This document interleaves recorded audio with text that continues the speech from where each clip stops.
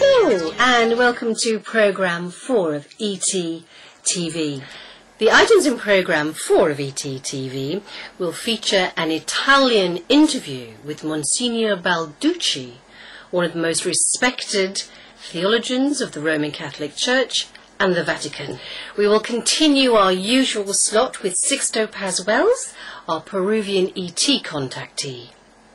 And we hope to welcome Sixto Paz Wells for a UK-wide lecture tour later on in the autumn of this year. So if you'd like details, more at the end of the programme, and if you would like Sixto to speak in your area, do let me know. And now the interview with Monsignor Balducci. Monsignor Balducci holds the unusual view that extraterrestrials should be treated as part of God's creation. And just because we hold a religious point of view, we should not automatically dismiss their reality. Here he speaks on Italian TV. The television programme with Monsignor Balducci, interviewed by Bruno Mabrici, was aired on the 8th of October 1995. The programme begins with Bruno Mabrici asking, Father Balducci, what would you answer to all those who claim that aliens are already among us? And he replies, we can no longer think, is it true, is it not true? Are they truth or are they lies, if we believe or if they don't? There are already many considerations which makes the existence of these beings a certainty we cannot doubt. Even if we were to say that among 100 of these phenomena there were only, for example, 99 that were false and one was true, it's that one that says that some phenomenon must exist. Between man, which has already a spirit inside him, it is incredibly subject to matter. For instance, at night we have the need to sleep, while the soul hasn't. It's likely there are other beings who have a soul that is less attached, less subordinated to the body, and a soul of this kind can obviously accomplish progress that we, no matter how much we have progressed in this last decade, are not in a position to accomplish. The general skepticism, the systematic total denial, damages, even destroys the basic value of the human testimony, which with grave and incalculable consequences. Generally, all of our life is based on what we have learned from others. It is unthinkable to live without this basic confidence. Unimaginable are the consequences of a general negation of the human experience on the individual, social and religious life. It would destroy the very basis of any human society. Since God's wisdom and omnipotence has no limits, the existence of other inhabited planets is highly probable. It is not a sin to believe in UFOs.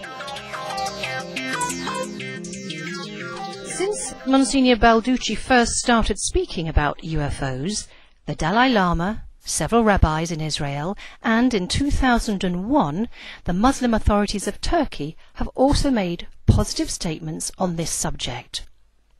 UFOs are not only no problem for the world's largest Christian church, but for other world religions too. And now Sixto gives us some more insights into his contacts. We have more angels on this planet than we know. And this is the only other book, the only book in English that's available, and it's The Invitation, which you can get from Amazon.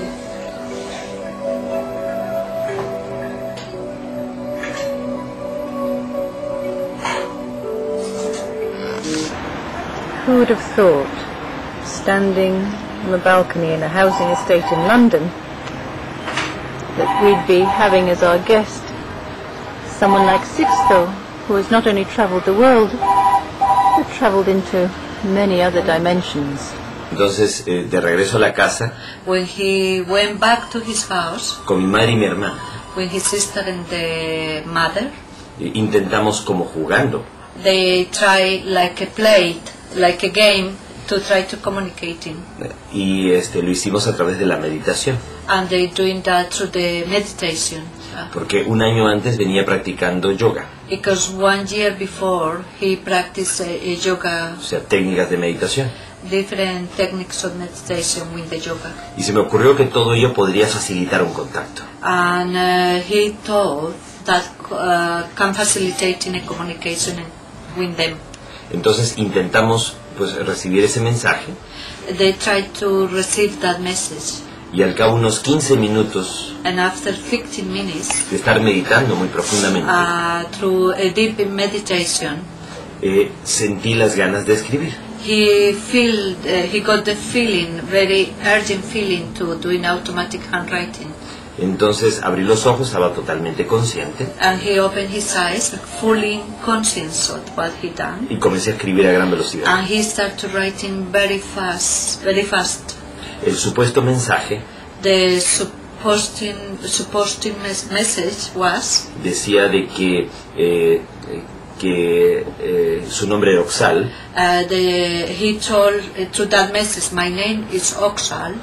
que él venía de Ganímedes, He coming from Ganymedes, una de las lunas de Júpiter, one of the moons of Jupiter, y que quería comunicarse con nosotros, and he want to communicate with them. que pronto veríamos una vez. And soon we're going to see the spaceships.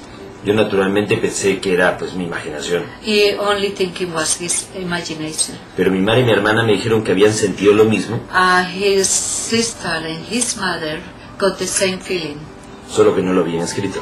only because then they not got the urgent to doing automatic handwriting. Entonces al día siguiente repetimos el experimento The next day, try to the same experience, to have the same experience con unas 20 personas with 20 people, y pedimos una prueba. and they asked for a proof. Entonces nos dijo que fuéramos a 60 kilómetros al sur de Lima, And they told them, going 60 kilometers to the south of Peru, y or Lima, porque veríamos nosotros aparecer la nave. because they're going to see a spaceship appear. Ellos dijeron que iba a ser el 7 de febrero They told them they're going to be 7th of February, de 1974 and the year 1974, a las 9 de la noche. 9 o'clock in the night. Estuvimos en el lugar desde un día antes, They've been there 1 day before, para no confundirnos con cualquier fenómeno aéreo. to make sure it's no any other, not to confuse with another satellite or other phenomenal in the air, in the area, phenomenal. Entonces cuando llegó el día de la cita, When the appointment reached near, the appointment is near to reach, ocurrió lo que nadie hubiera imaginado. the occur what nobody thinking, never been thinking about. Detrás de los cerros se iluminó la noche como si fuera de día. Behind the hills, the night appeared like the daylight, Y apareció un objeto luminoso que se desplazó sobre las crestas de las montañas. and appeared a luminous object who traveled through the hills, Y de ahí fue descendiendo hasta colocarse encima de todos nosotros. and they start to reach near them, and stop near them and top of them, A una altura de unos 80 metros. more or less about 80 meters high, very near, Y proyectó una luz como sobre nosotros. and they projecting a light in top of everybody. Era como una luz de mediodía. It was a light like a middle of the day, Y sentimos mucho temor. and they was frightened and fear. Y todos captamos que nos decían que no bajaban. And everybody receiving telepathic communication at the same time. We know coming down Porque no estábamos preparados. because you are not ready. Que más adelante esto se daría. They say sooner you're going to have a new experience. Y meses más tarde la nave aterrizó. And months later, the spaceship landing. Y los vimos bajar físicamente a los tripulantes. And they saw them coming out in the physical form. Si todo eso hubiera quedado entre nosotros, If everything stay only between the 20 people, o sea, si solamente nosotros hubiéramos sido los testigos, if it then then only was the witness, esto no hubiera tenido la menor trascendencia. which is not transcend to any bigger experience or bigger information. Lo importante es que un periodista español The more important thing was a newspaper man from Spain. Nos acompañó en nuestros encuentros They accompanied them to the encounters, y vio aparecer las naves and he saw appear the spaceships, y tuvo el valor de declararlo públicamente en España. and he was brave enough to declare in Spain. Y esto hizo de que el grupo de contacto fuera conocido a nivel mundial. And that's what making the contactees to know around the world. A lo largo de los años tuvimos la oportunidad de subir físicamente a sus naves. Through the years, they got the opportunity to go in the physical body to the spaceships. Y recibir de parte de ellos mucha información sobre la historia de nuestro mundo. And getting a lot of information about the history of the planet Earth. And what is the reason for being on the planet or integrating with us? So what is it Ellos dicen de que todas estas civilizaciones que nos visitan, They say all these beings who come in, organizations that come in here, estas civilizaciones que nos visitan se han estancado evolutivamente. the civilizations, they stuck Sí. themselves. Ya se han desarrollado mucho mentalmente, They develop a lot in the mental level, pero poco espiritualmente. but very low in the spiritual level. En su proceso de evolución ellos sacrificaron sentimientos, emociones, In the evolution, when they grow in the evolution, they sacrifice emotions and feelings, y la idea es recuperarlos a través nuestro. and the intention is to recover through us. Ellos consideran de que podemos ser maestros de ellos. They consider themselves we can be the teachers in the future. Porque for them, todos podemos aprender mutuamente. because all of us can learn from each other. And now we have some more footage of David Hamill. David Hamill is a contactee who lives in Canada. More information can be found out about him from the website www.davidhamill.com. David has had contacts for the last 30 years, during which time he has started to build various bits of hardware, basically in his backyard. Here, however, he points out the links between what he has been told and some of the symbolism which is in paintings from ancient Egypt. That's your blueprint to build a ship. So what's You've this? got What's this image here? What's that? That, Yes. I'm going to tell you, it's so simple. Beetles Yeah. are giving us an example. When he raises his two wings, hard, and the other two sets of wings beating Yes. in order to go forward Yes, flying. Where is the one with the magnetic field? The one you mentioned with the monkeys. You said there was one of them that was showing the energy field. Is it this one? This one here. That's, What is that one explaining? What does it show? they're just laying there. And this is riding on rails inside the tunnel. And the other ones? The same thing. That's God with the three powers. The Trinity is right there. That's air. Yes. You got two kinds of air. And the hole, the black hole. Yeah. And this one, it is a ship showing you the hole at the foot of the cross. What does that mean? Eh? The hole at the foot of the cross. What is that? It shows you that's the nano. Nano. Yeah. Nano. Point of nothing. Okay. And the bird with a bowl, no water in it. He's got a black hole in it. Next, the lion, the eye of the lion. You know why? No. No. This is air. It represents air. This is represent the two kinds of air. And there's three. And the spider web counts. There's a boomerang showing you the force field of the black hole, of the water is, and the bird to fly.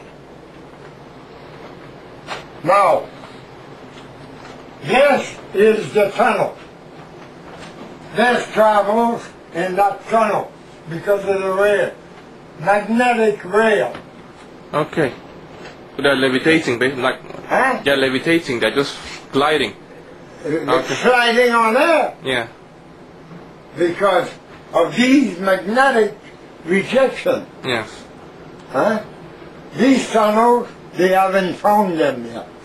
That they are all buried. In, Huh? these tunnels are buried, basically. Some in each- places, earthquakes and so on. It's just to show you that the black and white are people the same way as anybody else. And there's the magnetic. Magnetic. How you can control the magnetic? It's the air. You can control it by hand. Yes. The air. Yeah. So, this is for the ship. The ball of weight above, in case you get attracted into a black hole.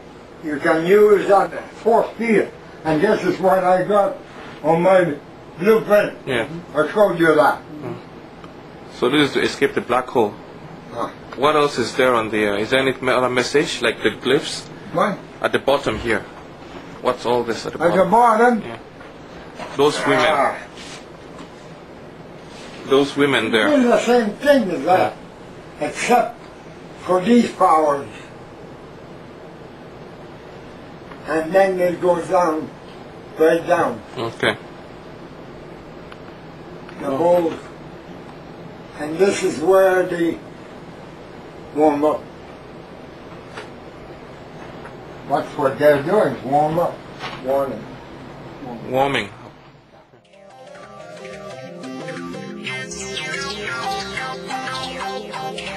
We have several other goodies for you in the show, so relax, sit back, open your mind and let the truth that is out there in. I thought it might be interesting for you to hear from another superstar following in the footsteps of our John Lennon from our last programme, and that you might like to hear what our very own superstar lad has to say, Mr. Robbie Williams, when he was on Chris Evans' show last September. I used to have terrible nightmares, and I'm sure it was doing my hair no good. I don't have nightmares anymore. See, I've been dreaming every night about UFOs. I thought you were going to say about you then. No, I've been dreaming every night about you. No, I've been dreaming about UFOs every night, and I can't wait to go to sleep at night because it's brilliant. I think they're on the way. Mark my words, I think they're on the way now. Seriously. Okay, yeah, first. From now until 2012, you watch out, kids.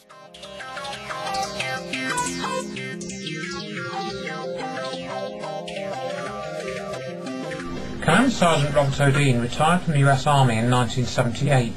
In the 60s, he claimed to be witness to a report which discussed the extraterrestrial presence on the Earth and how they seem to have been observing us for a long time. This report was called The Assessment, and it came to the conclusion that there was no evidence that the extraterrestrials were actually a threat to us. Here, however, Robert O'Dean discusses how the extraterrestrials appear to have been influencing us since ancient times, and this is evidenced in some of the ancient cave paintings that he has come across. Now this is what Ivan Sanderson used to love. It's called ooparts, out-of-place artifacts. This little dude is made out of clay. He's roughly 8.5 inches high, and they've estimated his age at over 1,000 years. He was found in the mountains of South America in I think the border between Uruguay and Peru, somewhere up there. And I want you to look at this little guy. made out of clay, made by an Indian over 1,000 years ago. Look at the faceplate. Look at what he seems to be having on here. Looks strangely like one of the old early Russian spacesuits. This is over 1,000 years old. What do you suppose the Indian who made it was trying to communicate? Here's another one. Look at that. Now this is an out-of-place artifact. Now here's a painting from North Africa. It's been estimated to be at least 2, perhaps 3,000 years old. It doesn't tell you very much, but it looks to me like some chap wearing a spacesuit with a helmet. You can very clearly see the face, the uniform, and again, an out-of-place artifact. Taken by itself, it might not mean anything, but added to the body of evidence, it leads you to some conclusions I think you will find very fascinating. Now this is one of my favorites. These are cave paintings that have estimated to be at least 30,000 years old. These were found on the walls of caves in the southern part of France and northern Spain. Our Neanderthal or early Cro-Magnon ancestors were pretty decent artists. I want you to look at the wild boar, the mammoth, the wild horse, the goat, the bison. There's all kinds of creatures in there that are very clearly understood. They've made them very clear. They were fine artists.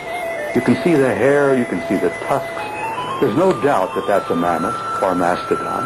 There is no doubt in anyone's mind that that's a wild boar. But I call your attention to some of the other objects there. Look at the circular objects in the upper left-hand corner. Look at the objects up in the middle or the center of that drawing. Look at some of the objects off to the lower right there. Disc-shaped, circular objects with legs on them.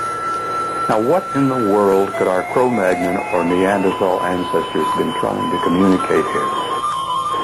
Well, I'll tell you what I think they were trying to communicate is they were trying to communicate something that they had seen that they didn't understand. And they were damn fine artists, because if you can draw a wild boar 30,000 years ago that sat good, and you draw a circular disc-shaped object with legs on it, don't tell me that that's a pagan or a primitive artist. That's a very sensitive, good artist who's trying to communicate something that he has seen. Now, what could he possibly be trying to communicate 30,000 years ago? Now, the next shot or two you will find are from a French gallery that were put together by a chap by the name of Leroy Gouraud. Leroy is a French scientist, and he was so intrigued by these paintings that he found on these caves in southern France, northern Spain, that he put them in a catalog. And he's got them cataloged according to their shapes, to their size. But I want you to look at number 11 up there. Look at number 10. Look at the dots behind number 10. Now, if that's as clear as it can be, in my opinion, the artist is communicating that that object was moving. But look at the shapes. Those shapes are identical to circular discs, UFOs, that have been photographed over American cities, photographed over Mexico City in the last 12 months. And these are on the walls of a cave in northern Spain, southern France, that are estimated at roughly 30,000 years. And our ancestors were pretty fine artists. Here's another one. Look at those on the ground. Look at 3 and 4. To me, they're disc-shaped objects on the ground with their legs extended. We have photographs. We have reports from Air Force people who have seen objects of that kind on the ground.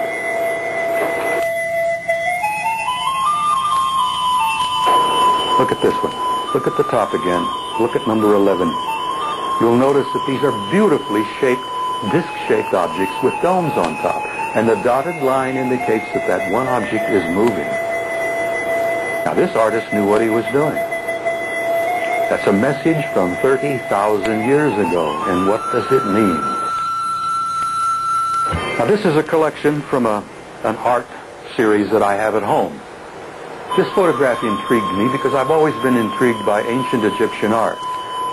The first time I looked at this photograph in my book, I said, what in the world do you suppose that could be? It's very clear that that's a falcon. It's very clear over here that we've got a papyrus leaf. But what is this object on the bottom? According to the hieroglyphs, it was described as being the chest of Osiris. Now, Osiris was one of the great original creator gods of ancient Egypt. But I looked at it and I thought, there's something wrong here. So I turned it over. And I said, that makes it a little more clear. I want you to look at that object. I want you to look at the flames coming out of the rear end of it. Look at the cabin up in the central part in the middle. Look at the shape of that. That's the chest of Osiris. That was found on a sarcophagus, on the wooden panel of a sarcophagus that was estimated to be 1st or 2nd dynasty. This was found at Abydos in Egypt. And 1st or 2nd dynasty puts the age of this object roughly 2,800 years before Christ. It intrigues me. The chest of Osiris, in my view, is very clearly a runabout. It's a little anti-gravity ship of some kind. You can see the jets and the flame coming out of the rear. And I imagine Osiris is sitting there in the cabin, holding onto the stick, moving all over ancient Egypt. Another U-part, another anomaly, another piece of history that doesn't fit. I think it does fit. I don't know. This is one of the best. This is one of my favorites. This is a famous painting that's hanging in the galleries in Florence, Italy, in the famous Uffizi Gallery in Florence. This painting was painted by one of the great Renaissance artists, roughly in the 15th century, late 15th century. I want you to look at this picture. It's again a scene from the life of the carpenter from Galilee. There's the Madonna. There's St. John, the baby Jesus. The Madonna is in one of those positions where she's praying. This was done by a friar by the name of Filippo Lippi, I think roughly about 1480. It's beautiful. It's a religious theme. The Madonna, the baby Jesus, and St. John. But look above the shoulder of the Madonna there. What do you suppose that is? Let's look at an enlargement in the lower right-hand corner. You'll notice that there's a man standing there with his hand up to his eyes, shielding his face. There's a dog beside him that's barking. They're looking up at this strange object. What in the world is an object of that kind doing in a religious painting that's 500 years old? And what was Fra Filippo Lippi trying to communicate 500 years ago in that painting?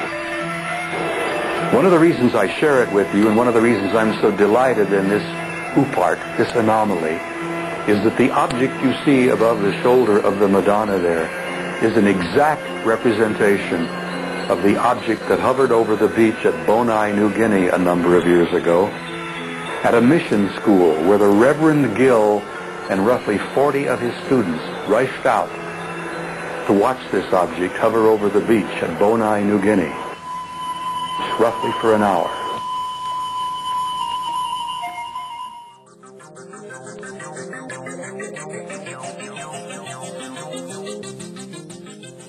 Our visit to Stephen Greer's most excellent disclosure project continues, featuring this time the testimony of Dr. Carol Rosen.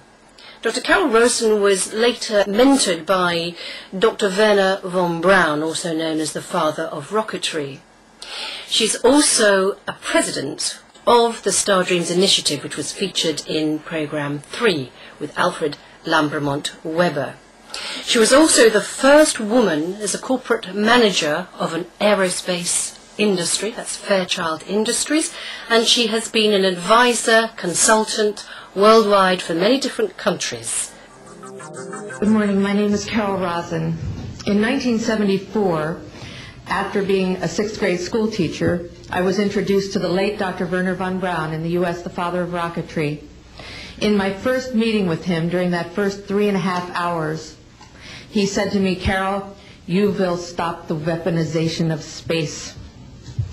And I said, teachers don't stop until June. He said, "No, you have to understand, this is February, and we have to prevent the weaponization of space because there is a lie being told to everyone that the weaponization of space is now first being based upon the evil empire, the Russians, There are many enemies, he said, against whom we're going to build this space-based weapon system, the first of whom was the Russians, which was existing at that time.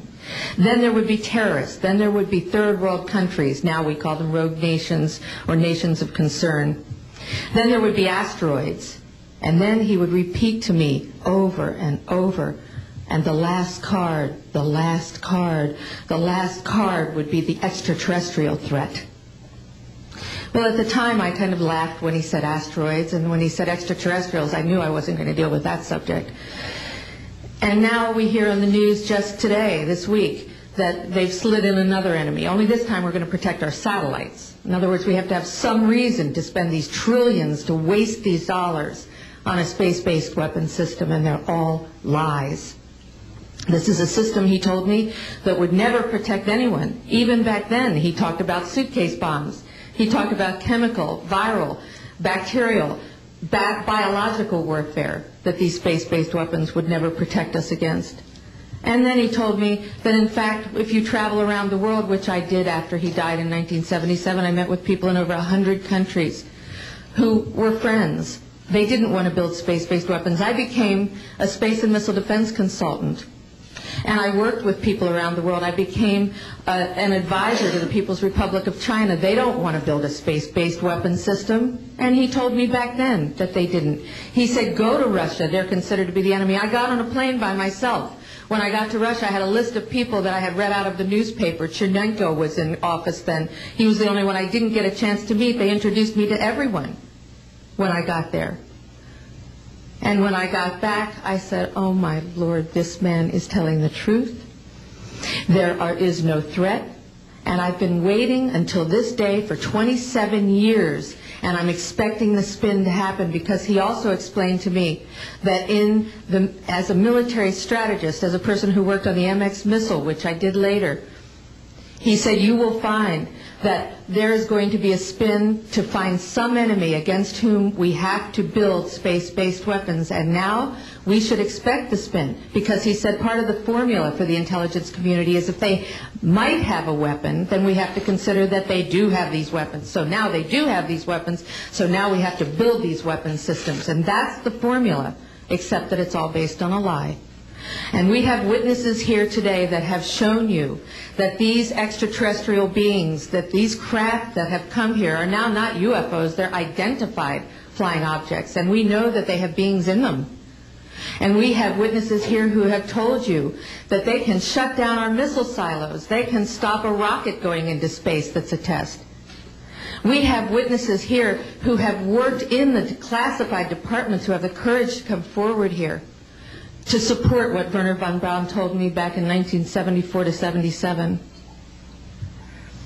And I will testify before the Congress that when I founded the Institute for Security and Cooperation in Outer Space, which I shut down a few years ago because I didn't believe we had a chance with this huge, integrated around the world, complex weapon system, that we had any chance at all of transforming that war industry into a space industry that could provide benefits, like Dr. Greer has said, of global warming. We can end that situation of that problem. We can end the energy crisis. We can build now non-polluting technologies. Wernher von Braun used to tell me that we could have cars back then that drove around off the ground. He described this to me on beams so that we have no pollution on this planet. And we can solve the problems of the people that are urgent and potential, and the other animals and the other cultures on Earth and in space. And we can end the arms race without dislocating the industry jobs, without disrupting the economy, by transforming, Wernher von Braun told me, the war industry into a global cooperative space industry that will provide, he said, finally, more jobs and profits on this planet than during any hot or cold wartime, more products and services that can be applied directly to solving the problems of this planet. And we can have a whole planet now that lives in peace on Earth, with all the cultures on Earth, and with all the extraterrestrial cultures in space. And these are words that Wernher von Braun told me in 1974, and I will testify before the Congress under oath about everything I have said and more. Thank you.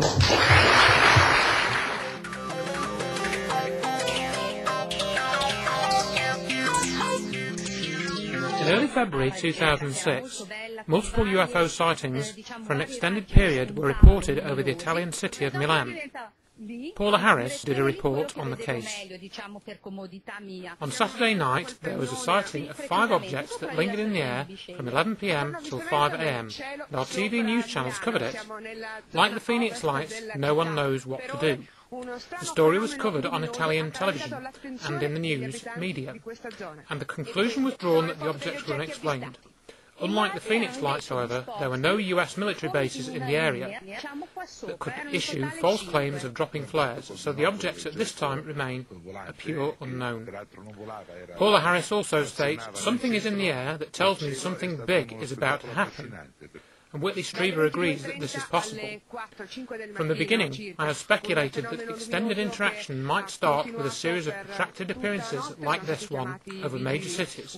If this is correct, then the phenomenon will spread to other large cities in the near future. This follows a pattern of a series of sightings over a number of cities, particularly in Mexico, which we will try to cover in a future ET-TV programme.